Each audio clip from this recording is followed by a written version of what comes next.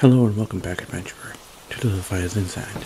As always, I am Sir Aaron Fariy, and we are going to be continuing our tales from Grimm's Complete Fairy Tales. Tonight's story,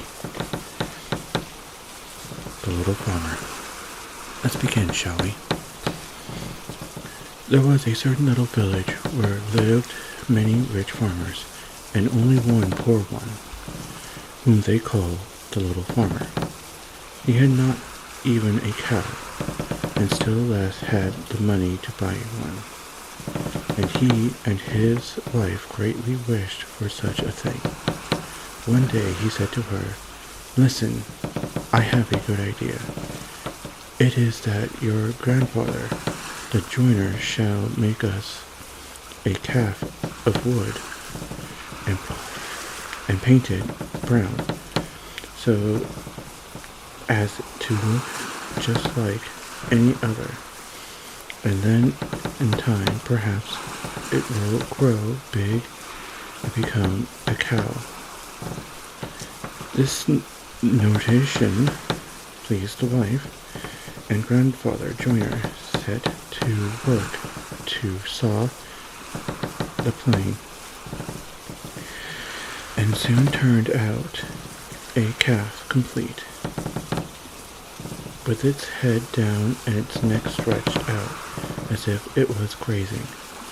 The next morning, as the cows were driven to pasture, the little farmer called out to the drove, "Look here, I've got a little calf to go, but it is still young and must be carried." "All right," said the drover, and took it under his arm, carried it into the meadows, and stood it into the grass. So the calf stayed where it was put, and seemed to be eating all the same. And the drover thought to himself, "It will soon be able to run alone, if it grazes at that rate." In the evening, when the herd had to be driven home, he said to the calf, "If you can stand here eating like that, you can just walk off on your own four legs. I'm not going to lug you under my arm again." But the little farmer was standing by his house door and waiting for his calf. When he saw the cowherd coming through the village without it, he asked what it meant. The cowherd answered, "It was still out there eating away, and never attended to the call, and would not come with the rest." Then the little farmer said, "I will tell you what, I must have my beast brought home." And then went together through the fields in quest of it. But someone had stolen it, and it was gone. And the drover said, "Most likely it has run away." But the little farmer said, "Not it," and brought the little herd before the Bilfred, who ordered him for his carelessness to give the little farmer a cow for the missing calf. So now the little farmer and his wife possessed their own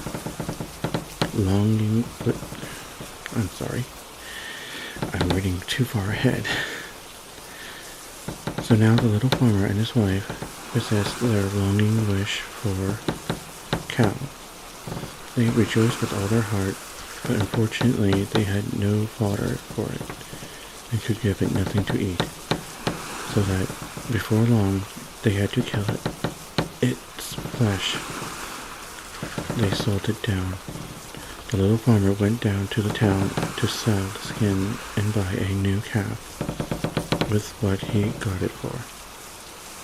On the way he came home to the mill, where a raven was sitting with broken wings, and he took it out of pity and wrapped it in the skin.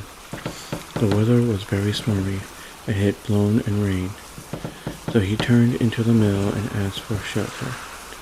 The miller's wife was alone in the house, and she said to the little farmer, "Well, come in and lie down in the straw." And she gave him a piece of bread and cheese. So the little farmer ate, and they then lay down with his skin near him. And the miller's wife thought he was sleeping with fatigue. After a while came in another man, and the miller's wife received him very well, saying, "My husband is out. I do not know what is wrong with me today."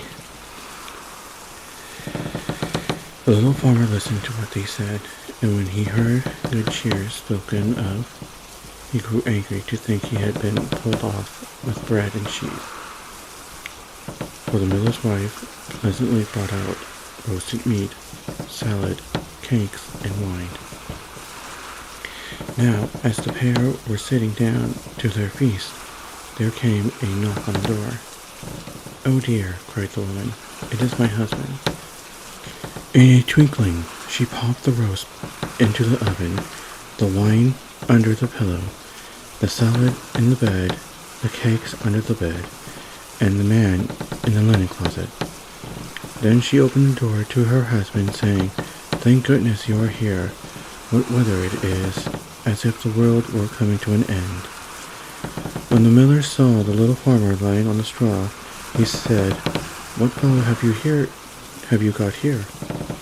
"Oh," said the wife, "the poor chap came into the midst of the wind and rain, and asked for shelter, and I gave him some bread and cheese, and spread some straw for him." The husband answered, "Oh, well, I have no objections, only get me something to eat at once." But the wife said, "There is nothing but bread and cheese." "Anything will do for me," answered the miller, "bread and cheese forever." And catching sight of the little farmer, he cried, "Come along and keep me company." The little farmer did not wait to be asked twice, but sat down and ate. After a while, the miller noticed a skin lying on the ground with a raven wrapped in it. And he had said, "What have you got there?" The little farmer answered, "A fortune teller." And the miller asked, "Can you tell my fortune?" "Why not?" answered the little farmer. "He will tell you 4 things, and the 5th he keeps to himself." The miller became very curious, and said, "Ask him to say something." The little farmer pinched the raven so that it cried, "Kurr, kurr." "What does he say?" asked the miller. The little farmer answered, "First he says there is wine under the pillow." "That would be jolly," cried the miller, and he went to look and found the wine, and then asked, "What next?" The little farmer made the raven croak again, and then said, "He says, secondly, there is roast meat in the oven." "Oh, that would be jolly," cried the miller, and he went to look and found roast meat. The little farmer made the fortune teller speak again, and then said, "He says, thirdly, there is salad in the bed." "Oh, that would be jolly," cried the miller, and went to look and found the salad. Once more, the little farmer pinched the raven so that he can, croak, and said, "He says, fourthly and lastly, there are cakes under the bed." "That would be jolly," cried the miller, and he went to look and found the cakes. And now the two sat down to table, and the miller's wife felt very uncomfortable, and she went to bed and took all the keys with her. The miller was eager to know what the 5th thing could be, but the little farmer said, "Suppose we eat the 4 things in peace first, for the 5th thing is a great deal worse." So they sat and ate, and while they ate, they bargained together as to how much the miller would give for knowing the 5th thing. And at last they agreed upon $300, Then the little farmer pinched the raven so that it crowed again, and the miller asked what he said, and the little farmer answered, "He says there is a demon in the linen closet." Then the miller said, "That demon must come out of the linen closet," and he unbarred the house door. But the little farmer got the key of the linen closet for the miller's wife and opened it. Then the man rushed forth and out of the house. The miller said, "I saw the black robe with my own eyes, so that is a good riddance." And the little farmer took himself off by daybreak the next morning with $300. And after this, the little farmer by degrees got into the world and built himself a good house. And the other farmers said, "Surely the little farmer has been where it rains and good gold pieces."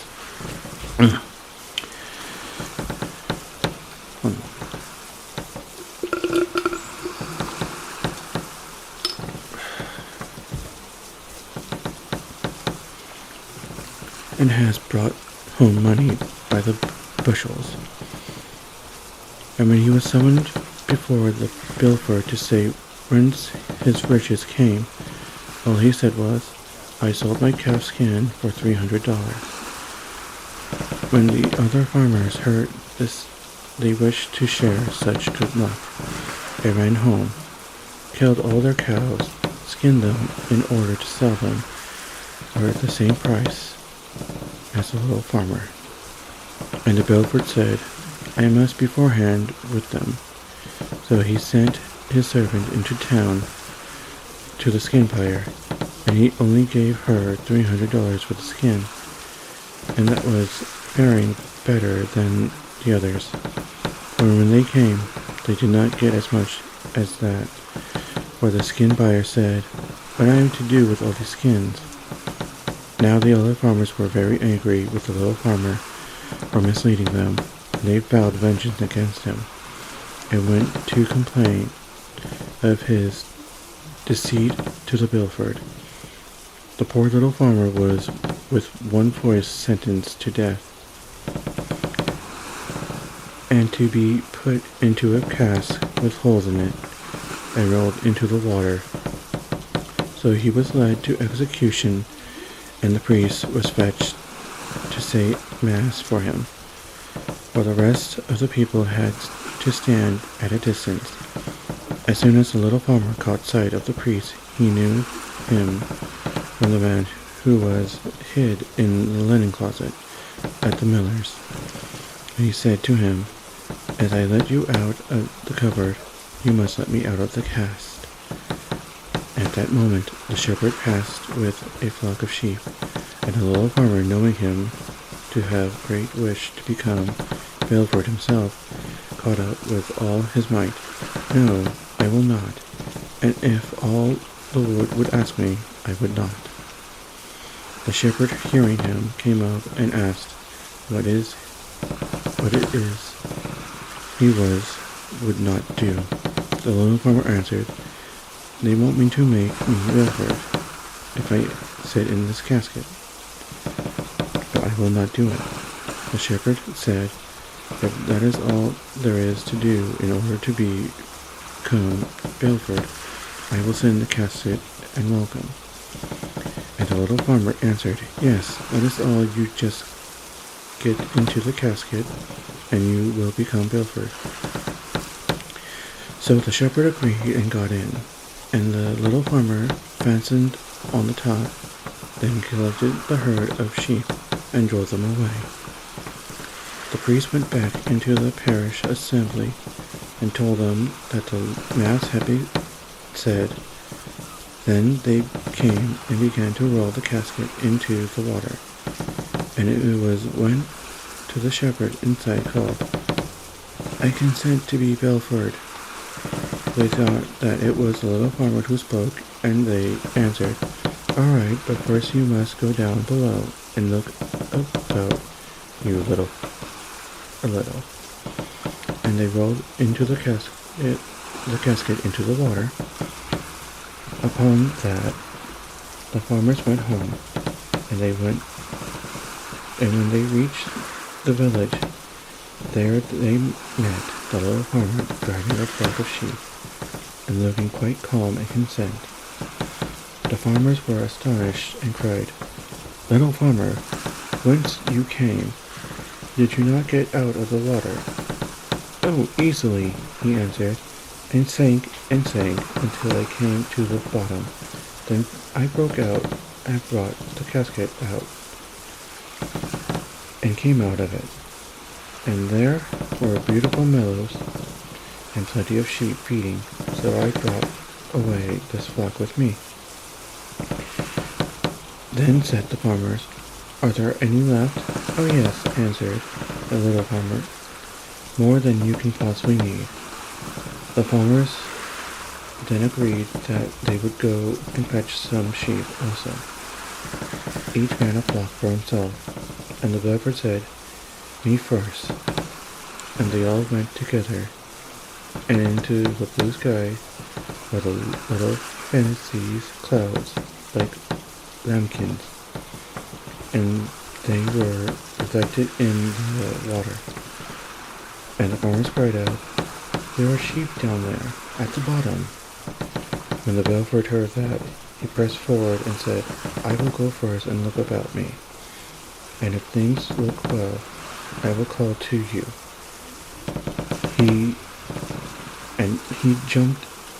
plunged into the water.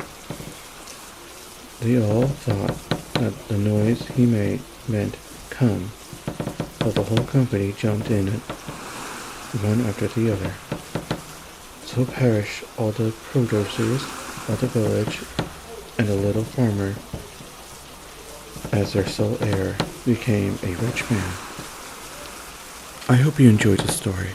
If you want to have your own story read aloud, please leave a message down below. And as always, have a good evening, adventurer.